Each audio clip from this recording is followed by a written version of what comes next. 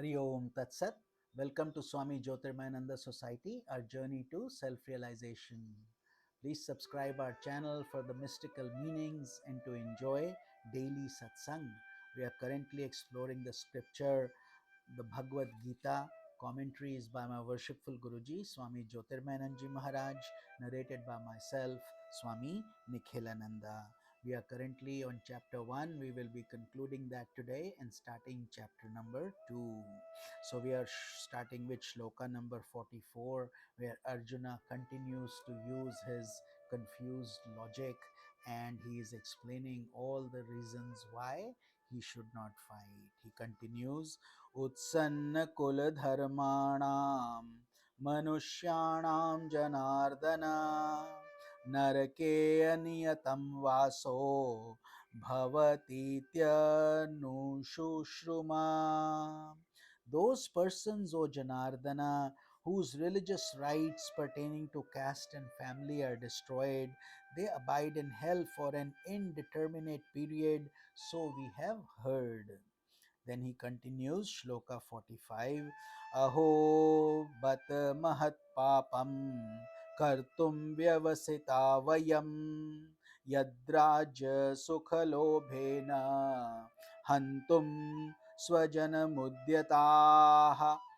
Alas, it is extremely regrettable that for the greed of possessing a kingdom, we are ready to kill our dear relatives. We are bent upon performing a very sinful deed.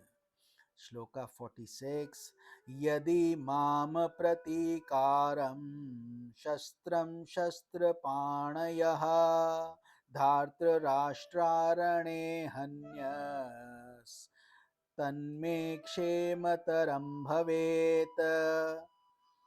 Arjuna says, if the sons of Dhritarashtra with weapons in their hands kill me while I do not resist them, it will be better for me than my killing them. Such is his intellect, totally deluded and totally not wanting to fight at this point in time. So Sanjay starts, Sanjay Uvacha. This is the last shloka of chapter 1. Sanjay Uvacha Evam Uktva Arjunah Sankhe Rathopastha Upavishat Visrajasya Sasharam Chapam Shoka Samvigna Manasaha. Sanjaya continued, Arjuna, having spoken thus on the battlefield, dropped his bow and arrow and sat down in the chariot with his mind agitated with grief. So, with this, let us fold our hands and conclude this chapter. There is this chant that goes along at the conclusion of every chapter. So, we will do that now. Om Tat Sadati Srimad Gita Su Upanishatsu Brahma Vidyayam Yoga Shastre Shri Krishna Arjuna Samvade Arjuna Vishada Yogo Nama Prathamodhyayah Sampurnam. Thus, in the Upanishad of the Bhagavad Gita, the knowledge of Supreme Brahman, the scripture of yoga, the dialogue between Sri Krishna and Arjuna ends the first chapter entitled The Yoga of the Despondency of Arjuna. So, with this, we have concluded chapter 1. Let us start chapter 2, which is known as Sankhya Yoga, meaning the yoga of knowledge. This chapter, I may say, is one of the most important chapters of the Bhagavad Gita. They are all important, all profound, but this one goes deep into the mysteries of the human mind and the heart at such time of grief, which we all go through when our departed loved ones depart. We don't know what to do. That is the state of Arjuna currently, because he is imagining the same scenario. So moving on to Sankhya Yoga, In this chapter, Lord Krishna outlines integral yoga, the art of blending knowledge, devotion, meditation, and action in order to remove the cause of all misery in life. The highest goal is the attainment of sthita pragya. Sthit means established and pragya means intuitive. So, intuitive intellect or a steady intellect arising out of God realization. That is the only way by which we get steady intellect. Otherwise, we are very wise at times and at other times not so much. So we go through ups and downs. A perfected yogi is one who is skilled in selfless action, spontaneous in devotion, adept in meditation, and lofty in wisdom. So if we want to be a yogi, we should also emulate those traits. So moving on, chapter 2, Shloka 1. So Sanjay continues. Sanjay Uvacha tam tatha kripaya vishtam ashrupurna kulekshanam vishidantamidam vakyam uvacha madhusudanaha.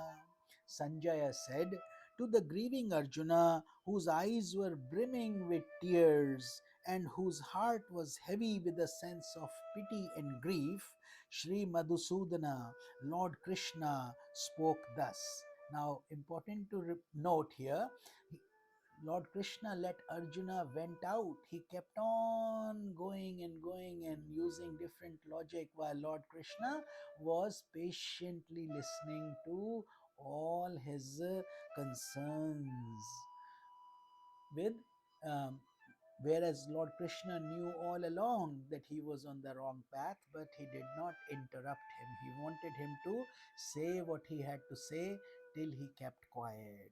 Now, Sri Bhagavan Uvacha, Lord says, Sri Bhagavan Uvacha, Lord Krishna said, and it doesn't say anywhere Krishna Uvacha because here God is speaking from the aspect of Brahman, the entire cosmic consciousness, and therefore he is not an individual.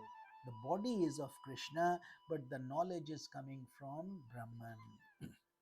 So Shloka 2, Shri Bhagavan Uvacha Kutastva Kashmalamidam Vishame Samupasthitam Anarya Jushtam Swargyam Kirtim Karam Arjuna. Shri Bhagavan said, when so Arjuna have you developed this dejection during this critical moment? This is unworthy of a noble hero, heaven excluding and disgraceful. So, Arjuna, in a way, was scolded by Lord Krishna. All this time, while Lord Krishna was quiet, Arjuna finally was thinking that his logic is making sense. But here, Krishna quickly reminded him that he was on the wrong path. Then Shloka 3, Klebyam Masmagamah Partha Naitattvayupyapadyate Kshudram Hridaya Dorbalyam Tyaktotishta Parantapa. O son of Pritha, do not yield to unmanliness. This is not befitting you, O scorcher of foes. Give up the faint heart and stand up and fight. So Lord Krishna continues to scold Arjuna and remind him that he is a valiant warrior. Why has he now become impotent? That is the word. Lord Krishna ended up unmanly um, for Arjuna, so his valor would, his pride would be struck and he would come out of his grief. So Arjuna Vacha. Now Arjun responds, Katham Bhishmamaham Sankhe Dronam cha Madhusudana Ishubhi Pratiyotsami Pujahar Havarisudana. So Arjuna said, O Madhusudana, slayer of the demon Madhu, how shall I fight my grandfather Bhishma and my preceptor Dronacharya on the battlefield with sharp arrows? O destroyer of dark forces, they are worthy of worship. Then he goes on with some longer shlokas because he is grief struck. He goes, Guru nahatva hi mahanubhavan shreyo bhuktum bhakshamapi haloke hatvartha kamanstu guru nihaivam bhunjiya bhogan rudira pradigdhan. He says, it is better to live on alms in this world than to slay these most reverential elders. If I kill these glorious men, all my enjoyments in this world would be stained with blood. So, with this, we conclude our satsang for today, and we will start from chapter number 2, shloka number 6 in tomorrow's satsang. This is Swami Nikhilananda. Hari Om Tat Sat.